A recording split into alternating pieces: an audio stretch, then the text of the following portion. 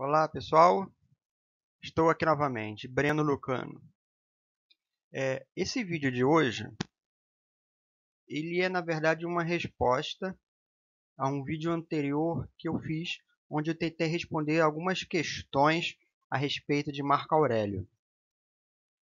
Uma das perguntas foi de Lúcio Xavier, e ele então fez uma outra pergunta em cima da resposta que eu dei anteriormente para ele. Esse vídeo dessas perguntas eu vou deixar aqui em cima. Dê uma olhada aqui em cima no card. E ele fez posteriormente a seguinte pergunta para mim. Breno, obrigado pelos esclarecimentos. Gostaria de sugerir algo para você falar que me chamou muita atenção. O homem estoico. O homem estoico mais como um ideal inatingível do que como um homem prático e atuante, quando citou Sêneca por escrever algo e não conseguir viver plenamente o que escrevia. Abraço e obrigado por compartilhar seus conhecimentos. Lúcio, é o seguinte. Eu já falei, na verdade, isso algumas vezes. Eu acho que é sempre legal falar e refalar. Porque cada vez que a gente fala sobre isso, a gente acaba, na verdade, desenvolvendo mais a ideia. Nesse vídeo em questão, eu falo que, de uma certa forma, Marco Aurélio foi muito parecido com Sêneca, na medida em que, provavelmente, Marco Aurélio teve os mesmos dilemas que Sêneca teve.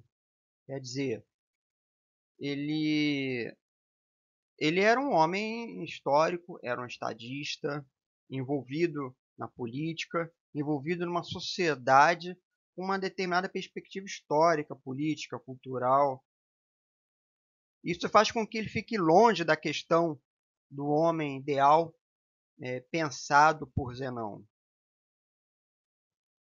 O homem ideal pensado por Zenão, que ele vai chamar de Poudaios, é aquele homem que é ahistórico, né? Ele está para fora do padronamento histórico, cultural, ético de uma determinada sociedade, seja ela qual for. Provavelmente essa tenha sido a dificuldade de Sêneca. Porque quando Sêneca ou Marco Aurélio escrevem sobre o homem ideal, sobre os Poudaios, ele não está falando dele. Ele está falando de uma determinada perspectiva política. O que é a República de Zenão e o que é o cidadão que vive nessa república. Ou seja, o sábio. Em outras palavras, em grego, os Poudaios. Ele não está falando sobre ele. Ele não está falando sobre o homem que sai em campanha contra os partos ou contra os marcomanos. Ele está falando sobre algo que deveria acontecer.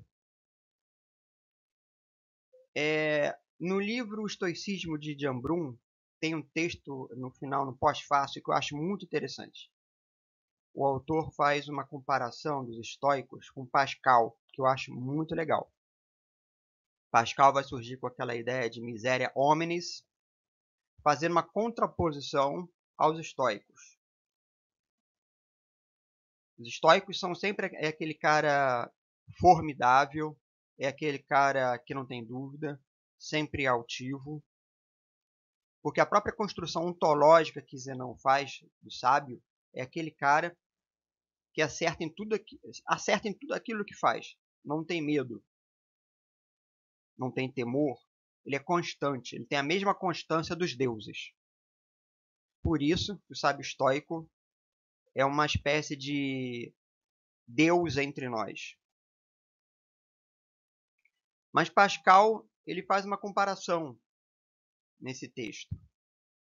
E com a miséria hominis, ele começa a pensar um homem não nessa perspectiva estoica, mas começa a pensar o homem numa perspectiva de alguém que tem dúvida.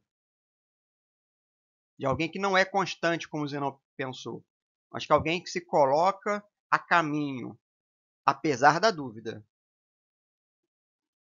Pascal começa a pensar no homem que não é cheio de certezas, mas a dúvida produz a própria perspectiva ontológica que formula essa nova antropologia, que na verdade é uma antropologia cristã, né? É o homem decaído, o homem com dúvidas, com receios. É bem existencialista, é bem diferente dos estoicos. É um homem que, apesar de todas as incertezas que a vida produz, continua em frente. É um homem que teme, que ama, que chora. É um homem que também é capaz de fazer coisas boas e coisas ruins. É um homem dúbio, como se vai falar atualmente na saúde mental, ambivalente. Esse homem, ele é o meio termo entre tudo aquilo de ruim que a gente pode pensar e tudo aquilo de bom que a gente pode pensar, porque na verdade ele é os dois. Esse homem, talvez ele não seja tão ruim quanto o Marquês de Sade vai pensar, mas talvez não seja tão bom quanto o Rousseau vai pensar. Talvez ele tenha algo de Marquês de Sade e talvez ele tenha algo de Rousseau. Então é uma perspectiva antropológica bem diferente dos estoicos, que vai pensar o homem unicamente dotado de razão. Que a antropologia e a psicologia estoica vão pensar o homem desprovido de movimentos psicológicos que trazem a inconstância. Mas será que a inconstância não é própria do homem? E na medida que você extirpa a inconstância, será que você não está criando um homem que não existe? Essa é uma crítica que era feita desde a antiguidade. Você está criando um homem fora da história. E é isso que você não fazia. Criar um homem que não existe. Por outro lado, Raquel Gazola, no livro O Ofício do Filósofo Estoico, o duplo registro da estoa, ela vai dizer que essa criação do sábio estoico, ela tem uma finalidade, na verdade, pedagógica. Ela serve, na verdade, não para dizer que o sábio estoico exista propriamente dito no mundo, mas para dizer que aquilo é possível. É meio que para dizer assim, siga esse caminho, é por aqui que você deve ir, é por aqui que você deve seguir. Você vai ter paixões, você vai ter inconstância, vai sentir vontade de chorar, vai se desesperar. Mas calma, existe uma outra saída. Talvez Zenão tenha pensado dessa forma, de acordo com a interpretação de Raquel Gazola. O sábio estoico, os poudaiós, ele serve, portanto, como uma perspectiva pedagógica, psicopedagógica. Não tema, eu estou aqui para fazer o que for possível para construir um homem que não tema, que não sofra.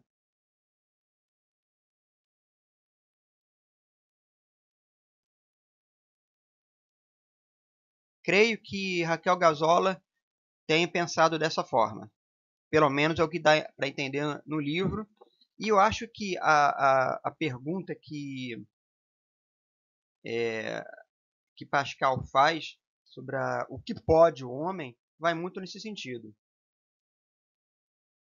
Talvez o homem não possa tudo aquilo que o sábio estoico diga, mas talvez o homem possa alguma coisa. Esse alguma coisa já é alguma coisa. Espero que eu tenha, Lúcio, respondido a sua pergunta. E eu acho que é sempre legal a gente continuar, vamos bater um papo sobre isso. De repente, você me aponta algumas literaturas que eu não tenho, que eu não conheço, e a gente vai desenvolvendo novas interpretações. É sempre muito legal. Eu fico por aqui, então, nesse vídeo.